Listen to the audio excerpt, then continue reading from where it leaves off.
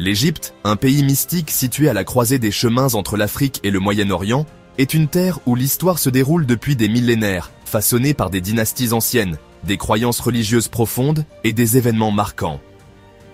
Ce territoire, symbolisé par le majestueux Nil, a vu naître l'une des civilisations les plus anciennes et influentes de l'humanité, dont l'héritage continue de marquer le monde moderne. De l'Égypte des pharaons, avec ses pyramides mythiques et ses tombes royales, à l'Égypte contemporaine, en passant par les invasions, les révolutions et les défis actuels, nous allons plonger au cœur de l'histoire de ce pays fascinant, tout en explorant ses enjeux contemporains.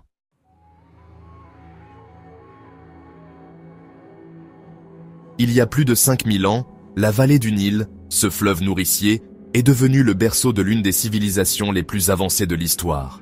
L'Égypte antique, où les premières dynasties se sont formées, est l'exemple même d'une société organisée et structurée autour de l'agriculture, de la religion, de l'astronomie et des sciences. Grâce à la régularité des crues du Nil, les Égyptiens ont pu développer un système agricole complexe qui leur a permis de cultiver une abondance de nourriture, assurant la stabilité de leur civilisation. Les pharaons, considérés à la fois comme des dirigeants politiques et des dieux vivants, ont marqué l'histoire de l'Égypte par leur construction monumentale, leur quête de l'immortalité et leur gestion d'un pouvoir absolu. Parmi les réalisations les plus impressionnantes de cette époque figurent les pyramides de Gizeh, construites sous les règnes des pharaons Khéops, Khéphren et Mykérinos. La pyramide de Khéops, en particulier, reste la plus grande et la plus emblématique de toutes, et est le dernier vestige des 7 merveilles du monde antique qui subsistent encore aujourd'hui. Les hiéroglyphes, ce système d'écriture complexe composé de symboles représentant des objets et des idées, ont permis aux Égyptiens d'enregistrer leurs mythes, leurs croyances, mais aussi les événements historiques. Ces écrits, gravés sur les murs des temples, des tombes et des monuments, témoignent de la profondeur spirituelle des Égyptiens, qui croyaient en une vie après la mort et vouaient un culte à des dieux comme Osiris, Isis et Ra, ces divinités omniprésentes dans leur quotidien. La fin de l'Égypte pharaonique, marquée par la conquête d'Alexandre le Grand en 332 avant Jésus-Christ, symbolise un tournant majeur dans l'histoire du pays, qui devient alors un point de passage entre l'Empire grec et l'Empire romain.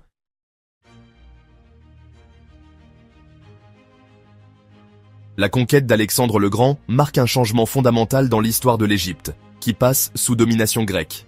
Lors de sa visite en Égypte, Alexandre fonde la ville d'Alexandrie, qui deviendra rapidement l'un des centres les plus importants de la culture grecque et un lieu clé de l'échange intellectuel entre l'Orient et l'Occident. Alexandrie abrite également la célèbre bibliothèque d'Alexandrie, un immense dépôt de connaissances, où des érudits de renommée mondiale, comme Aristote et Euclide, ont contribué à faire d'elle un centre de savoir inégalé. Après la mort d'Alexandre, en 323 avant Jésus-Christ, son empire se divise entre ses généraux. Le général Ptolémée prend le contrôle de l'Égypte et fonde une dynastie qui régnera sur le pays pendant 3 siècles. Sous les Ptolémées, l'Égypte connaît une période de prospérité culturelle et intellectuelle, où la fusion des cultures grecques et égyptiennes donne naissance à une civilisation unique.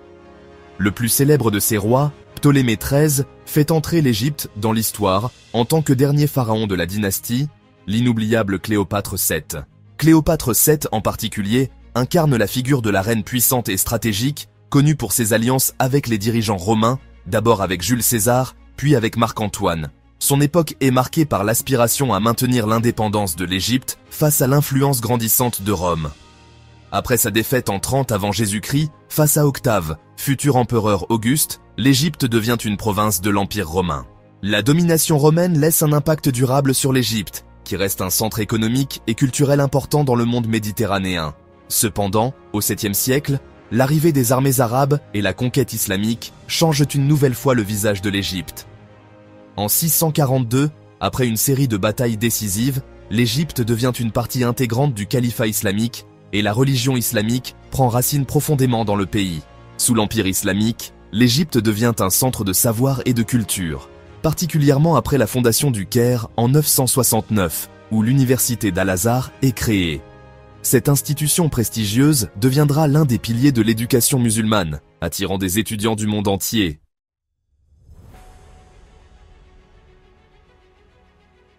L'Égypte entre dans une nouvelle phase de son histoire en 1517, lorsqu'elle devient une province de l'Empire ottoman.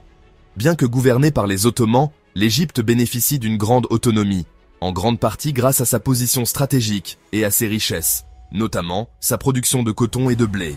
Au début du 19e siècle, un homme va profondément transformer le pays, Méhémet Ali, un officier ottoman d'origine albanaise. Arrivé au pouvoir en 1805, il entreprend des réformes ambitieuses pour moderniser l'Égypte. Sous sa direction, l'agriculture est réorganisée, l'armée est renforcée et des industries naissent, faisant de l'Égypte une puissance régionale, bien qu'elle demeure sous la suzeraineté ottomane. À la fin du 19e siècle et au début du 20e siècle, la présence coloniale britannique se renforce, notamment après la construction du canal de Suez en 1869, qui devient un axe commercial majeur reliant la Méditerranée à la mer Rouge. En 1914, l'Égypte est placée sous protectorat britannique, ce qui entraîne une série de révoltes et de mouvements nationalistes. Le pays aspire à l'indépendance, un objectif atteint en 1952 lorsque des officiers militaires, dirigés par Gamal Abdel Nasser, mènent un coup d'État, renversant la monarchie et mettant fin au protectorat britannique. Nasser devient le premier président de la République d'Égypte et commence à mettre en œuvre des réformes radicales visant à moderniser l'État égyptien, nationalisant des secteurs clés comme le canal de Suez et l'industrie.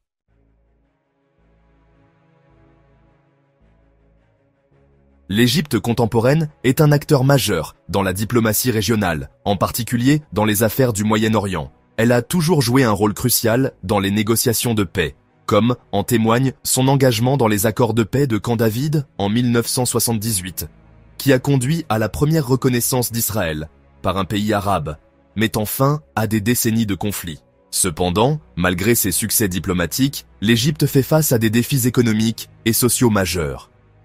En 2025, le gouvernement approuve un budget record de 4,6 trillions de livres égyptiennes pour l'année fiscale 2025-2026. Ce budget ambitieux cherche à stabiliser l'économie et à résoudre des problèmes comme le chômage, l'inflation et la pauvreté. Mais le pays est encore largement dépendant des revenus du tourisme et de l'exportation de pétrole. Le secteur touristique, bien que vital pour l'économie égyptienne, est confronté à des enjeux de sécurité, comme en témoignent les récents incidents, notamment le naufrage d'un sous-marin touristique au large de Hurghada en mars 2025, qui a coûté la vie à 6 touristes. Ces tragédies soulignent la nécessité de renforcer les mesures de sécurité pour préserver la réputation de l'Égypte en tant que destination touristique majeure.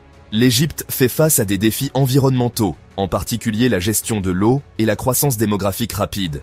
Le pays a l'ambition de diversifier son économie en investissant dans des projets d'infrastructures, des énergies renouvelables et des technologies de pointe, mais les inégalités sociales et les tensions internes restent des obstacles à son développement.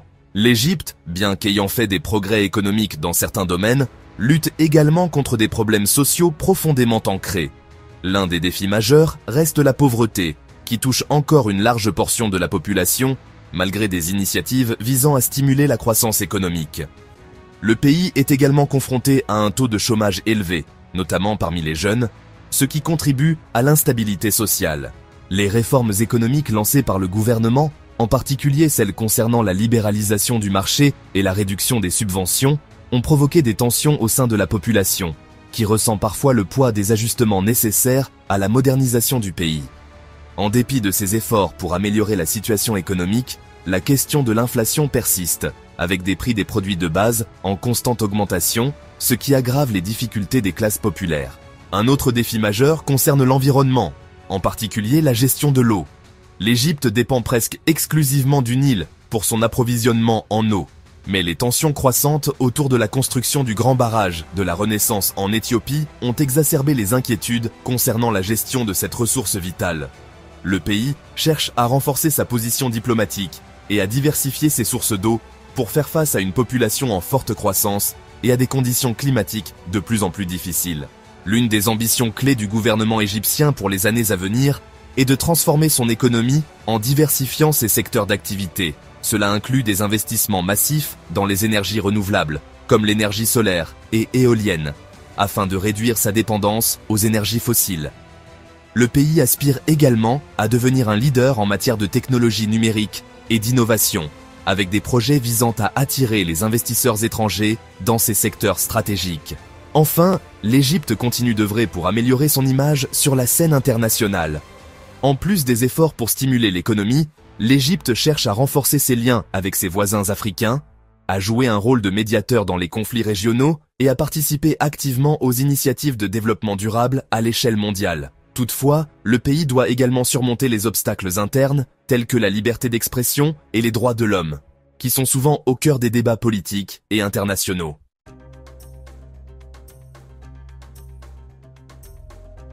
L'Égypte est un pays qui porte en elle les vestiges d'une civilisation millénaire, mais qui fait face à des défis contemporains complexes.